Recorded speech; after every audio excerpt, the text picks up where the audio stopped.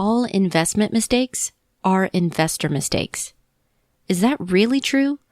Today, we'll dig in and see how to avoid making the most common mistakes with your investments.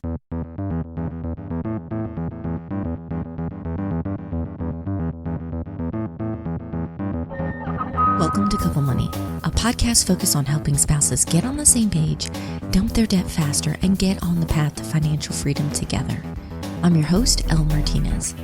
This podcast is brought to you by Coastal Credit Union. Coastal's mission is to help you live a better life by offering you a better way to bank. Learn how by visiting bankbetter.org. All investment mistakes are investor mistakes. That headline from an older article in the New York Times caught my attention. From personal experience, working on the podcast, and writing about personal finances, I have to say there's some truth to that. One concern I've noticed this year with emails and questions from the community is that couples are asking, what do they do with their portfolio? It's one thing to have a plan on paper on what you're going to do. It's another to watch the volatility on the news or follow along on your phone and actually stick with your plan. Whether you're investing for retirement or another goal, I'm going to go out on a limb here and guess that you're trying to get some good returns.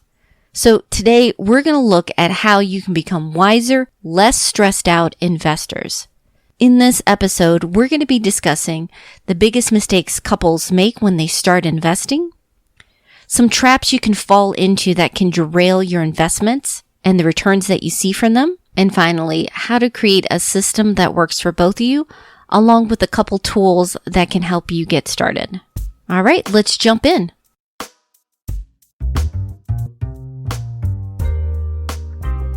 Even before either one of you opens an account or starts contributing, there are 3 mistakes you should be aware of and avoid when it comes to investing.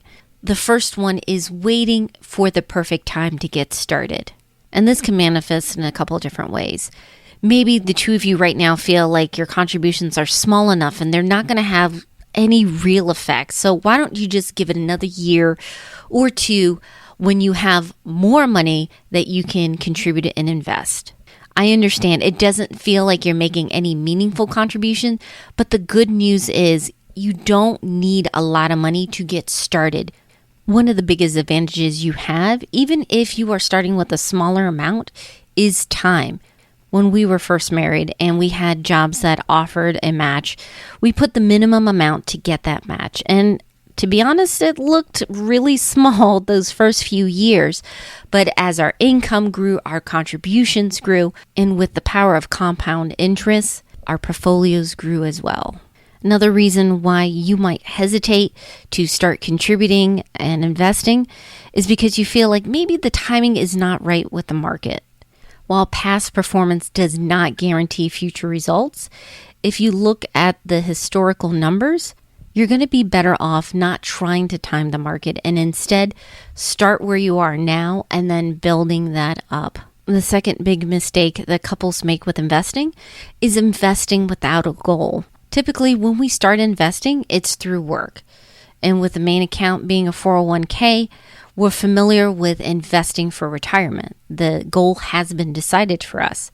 And the reason you want to have a goal is because then you know what your timeline is or have a good idea of what the timeline is.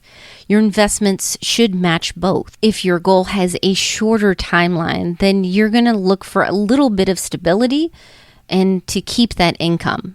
So instead of stocks, you might be looking at bonds, for example. So defining your goal and your timeline is crucial for your first steps with creating your investment plan, which leads us to the third mistake that couples make. They're not syncing up with their goals and investments. Both of you need to be on board, and you should have a baseline knowledge of your investment goals and what's in each of your accounts. You want to coordinate how much you're contributing and what you're contributing into. And if you have different investment styles, you have to work it out so that you're still working together on your goals. Another consideration with couples is your timeline. Now, for example, my husband and I are about the same age, so when we're planning for retirement, we're looking to retire at the same time. But maybe there is an age gap between the two of you, and numbers-wise, one of you is going to retire sooner than the other. What does that look like? Does the other spouse continue contributing? If so, how much? Are they going to start winding down towards retirement with work? These are questions that you should consider and talk about. And while you may not immediately be on the same page, but with more conversations and time, you can find a solution that you're both happy with. What if the two of you are now contributing into your accounts, whether it's for retirement or other goals? How can the two of you protect your money? Something that's helped us is creating an investment plan and also giving us guidelines on how we're going to be investing. Having an objective plan helps us reach our goals. But the reality is, just like you, we can sometimes feel stressed out with what's going on. And so there are a few things that we do to make sure that we stick with our plan. The first one is ignore the noise. Whether it's through my inbox, social media, or just in the news headlines, we're bombarded with people and experts just declaring the hottest stock tip or the thing we should be buying or selling. While it may give you a feeling that you're being proactive, actually most of this is a lot of noise.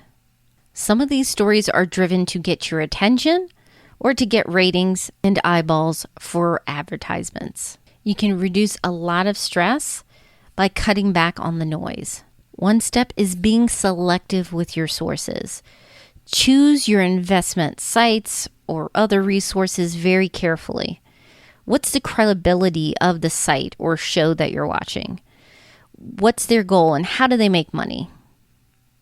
That might lead you to weed out some shows that don't have your financial interest at heart. And two, even if it looks like it's thoroughly researched, check the data yourself. News pieces are great on focusing on maybe the narrative of a story, but it doesn't give you the whole picture. And when it comes to investments, no one's going to care about your money as much as you do. So make sure you're comfortable understanding what this investment is, how it works, and if it fits in with your goals. And then finally, have a handy place with your investment plan so you can review it as needed. There's a reason that you picked it out. And sometimes when we hear a lot of noise, especially with something that seems like a very limited opportunity to make some money, we want to jump in and go for it. But it's better to be more objective and follow the plan. Another way that you can protect your finances and investments and make sure that it is growing is by making your contributions automatic. Like I mentioned before, it's impossible to time and predict the market. So most times it's better for you to just go ahead and have regular contributions. And one of the best ways to do that is just schedule and automate that. Treat your contributions like a bill. Your consistency is going to pay off. And if you decide to automate, you'll still be making contributions even if your day-to-day gets a little bit hectic, meaning that you're more likely to stick to your goals and reach them. And then finally, make sure you have a system for reviewing your portfolio. Now for us, we have our monthly money dates. And with it, we have a snapshot of all our accounts, including our investments. However, when I'm talking about reviewing your portfolio, this is going to be a little bit of a deeper dive. You're going to be not only making sure that your contributions are going to the right accounts and investments that you've chosen, but you're also going to be looking at things like, are there any unnecessary fees you need to be on the lookout for? Do you need to readjust and rebalance your investments? Or should you sit down with a financial planner to make sure that overall your big picture is looking great and that your investments are working the way they're supposed to? And the good news is that there are free and paid tools out there that you can use to make sure that more of your money is going towards your goals. For example, one of our partners on the site, Bloom, that's with 3 O's, helps you make sure that your 401k doesn't have unnecessary fees. They offer a free analysis for you. And then if you're looking at all your accounts just to get a snapshot, One great tool that's free is Personal Capital. If you have a lot of accounts between the two of you, it makes it easy to pull it into one spot. And then if you guys have a unique situation and you'd like to have a customized solution, Tiller is another partner of ours that I think has some great tools, can pull in that information into a customized spreadsheet that you choose, or you can use one of their templates in the community. And you can, again, stay on top of your money, including your investments, in one easy spot. Just keep in mind, when you're reviewing all your accounts on your monthly money dates, with your investments, you're not trying to tamper every time you do a money date. Instead, just focus in on them twice, maybe 4 times a year every quarter, to make sure that the money is moving in the direction that you want it to, and that you're not interfering with your investment returns. This segment is brought to you by Coastal Credit Union. If you want to live better, you got to bank better. Find out how at bankbetter.org. Before we wrap up, I want to focus on a few key takeaways I got from preparing this episode. The first is create a purpose and a plan for your investments. If the two of you want to create an investment plan that aligns with your values and goals, you have to define it. Why are you investing in a certain account? If it's at work, like a 401k, or on your own, an IRA, then you're saving towards retirement. And therefore, you're probably looking more towards growth if retirement is decades away. However, if your goals have timelines that are shorter, then you may be a little more conservative with your investments. Take some time this week or next to sit down and talk about what you're saving up for and about the time frame that you're thinking about. That'll make it easier for the two of you to create an investment plan that fits. The second is automate your contributions. So once the two of you have defined what you're investing for and what investments you're choosing, automate those contributions. You're more likely to reach your goals when you have that scheduled. This might seem like a small tip, but it is definitely helpful, especially when you have so much going on. You can focus on the bigger picture and feel comfortable knowing that your contributions are being taken care of. And then finally, have the necessary check-ins and reviews of your investments. Now, this is a case for balance. You do want to stay on top of your money, but you don't have to stress over or obsess after every single headline on the news. Instead, focus on quarterly or even semi-annually, twice a year. Check in with your investments. Make sure that it is still aligned with your investment plan. And if the allocation of what you're investing in needs just to shift to get back on track, you can do it then. We found this a good way to not tamper with our money. And if you're using an app like Personal Capital, you could still get that snapshot view anytime you want to, but you're not tempted to mess with your investments. I know we only scratched the surface, so if you want to discuss this more, please come chat with us on Facebook in the Thriving Families group. We love to swap stories, tips, and help one another out with our family goals. Just head over to couplemoney.com/FB. We'd love to see you there. I hope you enjoyed this episode.